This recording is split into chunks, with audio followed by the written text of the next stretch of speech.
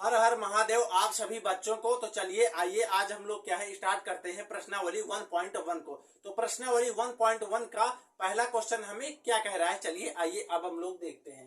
तो हमारी जो ये प्रश्नावली 1.1 का जो पहला क्वेश्चन यहाँ पर कह रहा है, ये कह रहा है क्या शून्य एक परिमेय संख्या है, क्या इसे आप क्या है पी बाई क्यू के रूप में क्या है लिख सकते हैं, जहां पर क्या है पी और क्यू क्या है पूर्णांक है और क्यू यहाँ पर डज नॉट इक्वल टू 0 है। अगर किसी को क्वेश्चन यहाँ बोर्ड में नहीं दिख रहा है तो क्वेश्चन स्क्रीन पर भी चल रहे हैं, आप लोग क्या है वीडियो को पॉज करके क्या है क्वेश्चन को पढ़ सकते हैं। अब चलिए इसका सोल्यूशन देखते हैं। सबसे पहले क्या हम देखते हैं क्या शून्य एक परिमेय संख्या है। तो हम यहाँ पर क्या है सबसे पहले परिमेय संख्याओं की क्या है कंडीशन को देख लेते हैं। तो परिमेय संख्याओं को हम क्या है कैपिटल क्यू से क्या है प्रेजेंट करते हैं। इसकी तीन कंडीशन होती है। पहली कंडीशन क्या होती है, इसकी जो परिमेय संख्याएं होते हैं वो पी बटे क्यू के रूप में होती हैं। दूसरी कंडीशन क्या होती है, पी और क्यू दोनों क्या होते हैं, क्या यहाँ पर क्या है पूर्णांक होते हैं। और तीसरी जो कंडीशन होती है परिमेय संख्याओं की कि Q does not equal to क्या है 0 होना चाहिए। अब यहाँ क्वेश्चन में ये कह रहा है क्या शून्य एक परिमेय संख्या है। तो सबसे पहले क्या है हम शून्य को यहाँ पर लिख लेते हैं। तो मेरे भाई हाँ यहाँ पर क्या है शून्य एक परिमेय संख्या है। आप ऐसे देखो ना, यदि मैं 0 के बटे क्या है 1 कर दूं तो यहाँ पर क्या है ये पहली कंडीशन को फुलफिल नहीं कर देगा, ये यहाँ पर पी बाई क्यू के रूप में हो जाएगा कि नहीं हो जाएगा। तो मैं यहाँ पर ये लिख दूंगा कि हाँ शून्य एक परिमेय संख्या है जो क्या है पी बटे क्यू के रूप में है और पी बराबर यहाँ पर क्या है 0 दिया है, क्यू यहाँ पर क्या दिया है 1 दिया है। ये दोनों क्या है पूर्णांक है और Q does not equal to यहाँ पर क्या है जो दूसरी कंडीशन भी हमारी फुलफिल हो गई। जो तीसरी कंडीशन यहाँ पर होती है वो क्या होती है कि Q does not equal to यहाँ पर 0 होना चाहिए।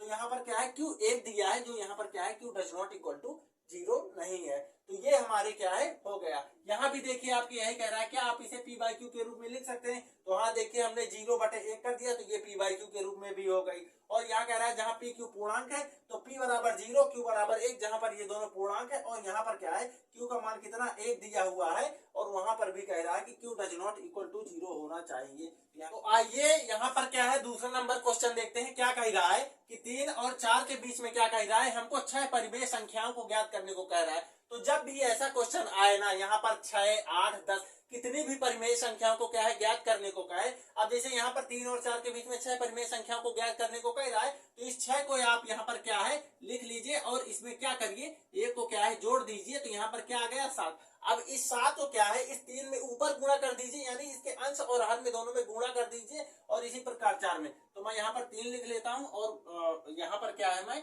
4 लिख लेता हूँ। अब इस 3 में क्या है हम इस 7 से क्या है ऊपर गुणा कर देंगे और नीचे गुणा कर देंगे। इसी प्रकार हम यहाँ पर 4 में करेंगे, इसके क्या कर देंगे ऊपर गुणा कर देंगे नीचे गुणा कर देंगे। तो यहाँ पर क्या ये आ जाएगा, ये यहाँ पर कितना आ जाएगा, ये आ जाएगा 21 बटे और ये यहाँ पर कितना आ जाएगा 28 बटे 7। अब ये यहाँ पर कितना आ गया 21 बटे 7 आ गया 28 बटे 7 और यहाँ पर क्या है हमको 6 परिमेय संख्या को क्या है ज्ञात करना है। तो 21 बटे 7 के बाद क्या आता है 22 बटे 7, 23 बटे 7, 24 बटे 7, 27 बटे 7। 6 परिमेय संख्याओं को ले लूंगा। तो चलिए ले लेते हैं 1, 2, 3, 4, 5, 6।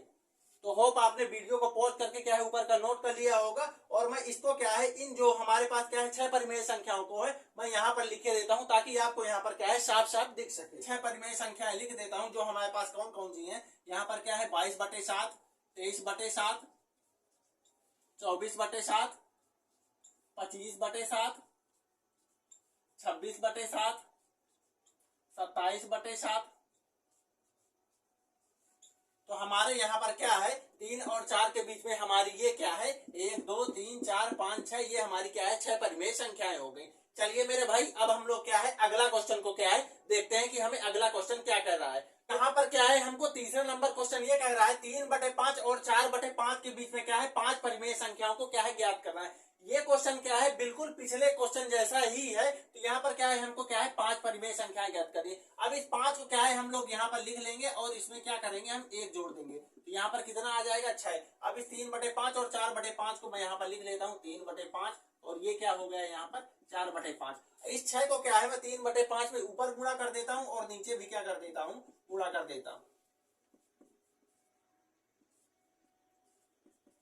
तो ये मेरे पास यहाँ पर कितना बन गया, यहाँ पर बन गया क्या 18 बटे 30 और यहाँ पर क्या बन गया ये 24 बटे क्या बन गया 30।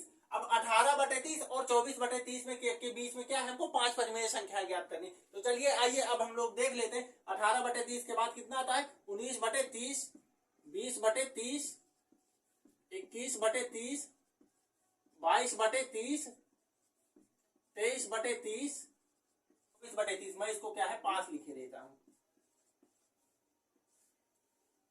इनके बीच में क्या है, हमको 5 परिमेय संख्या चाहिए। तो 1 2 3 4 5 मैं यहां पर लिख देता हूं अलग से कोष्टक बना के।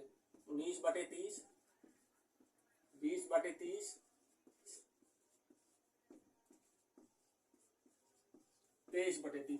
तो ये यहाँ पर हमारे क्या 3/5 और 4/5 के बीच में क्या है, ये हमारे पास क्या है 5 परिमेय संख्याएं ज्ञात हो गई। तो जो यहाँ पर क्या है हमारा चौथा नंबर क्वेश्चन कह रहा है, उसमें ये कह रहा है कि यहाँ पर कथन दिए हुए हैं, वहां पर क्या है आपको सत्य या असत्य बताना है। तो जो हमारा पहला पार्ट कह रहा है प्रत्येक प्राकृत संख्या एक पूर्ण संख्या होती है कि नहीं होती है। तो सबसे पहले क्या है, हम लोग क्या है प्राकृत संख्याओं को लिख लेते हैं। यहाँ पर प्राकृत संख्या हमारे पास कौन कौन सी होती है, एक से लेकर के कहाँ तक होती है, ये अनंत तक होती है, 1 2 3 4 dot dot dot dot infinite. और जो हमारे पास क्या है पूर्ण संख्याएं होती हैं वो 0 से लेकर के अनंत तक होती हैं, 0 1 2 3 4 डॉट डॉट डॉट इनफाइनाइट। तो क्वेश्चन में ये कहेगा प्रत्येक प्राकृत संख्या एक पूर्ण संख्या होती है, यानी कि ये सारी की सारी संख्याएं इसमें है कि नहीं है। तो आप ये देखिए कि ये सारी की सारी प्राकृत संख्याएं क्या है पूर्ण संख्याओं में है, 1 2 3 4 डॉट डॉट इनफाइनाइट। तो ये वाला कथन क्या हो जाएगा हमारा, क्या है ये वाला कथन हमारा क्या है सत्य है।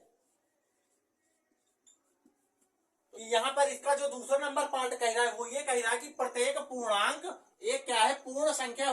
तो सबसे पहले हम लोग यहाँ पर क्या है पूर्णांक को देख लेते हैं कि आखिरकार पूर्णांक क्या होते हैं। तो पूर्णांक हमारे पास होते हैं 0 1 2 3 4 डॉट डॉट डॉट इनफाइनाइट। अब 0 से इधर क्या होते हैं माइनस में आ जाते हैं, -1 -2, ये हमारे पास ये इधर क्या डॉट डॉट इनफाइनाइट तक, ये हमारे पास क्या होते हैं, ये हो जाते हैं हमारे पास क्या पूर्णांक। अब क्या है पूर्ण संख्या हमारे पास कहाँ से होती है, 0 1 2 3 4 डॉट डॉट डॉट इनफाइनाइट तक। तो क्वेश्चन में ये कह रहा है प्रत्येक पूर्णांक, यानी कि ये जो सारे के सारे नंबर दिए हुए हैं क्या ये क्या है पूर्ण संख्याएं होती है कि नहीं होती है। तो आप यहाँ पर ये देखिए क्वेश्चन में ये कह रहा है कि ये सारे नंबर इसमें है कि नहीं है। ये देखिए कि 0 1 2 3 4 ये तो क्या है पूर्णांक में, ये पूर्ण संख्याओं में क्या है आ रहा है पूर्णांक, लेकिन ये जो इसका क्या है ऋणात्मक पार्ट है ये क्या है पूर्ण संख्याओं में नहीं आ रहा है। तो ये वाला क्या है जो क्वेश्चन का हमारा क्या है आंसर है, ये क्या है असत्य है कि प्रत्येक पूर्णांक क्या है एक पूर्ण संख्या नहीं होते हैं। आप लोग यहाँ से क्या है देख करके बता सकते। तीसरे नंबर क्वेश्चन में ये कह रहा है क्या प्रत्येक परिमेय संख्या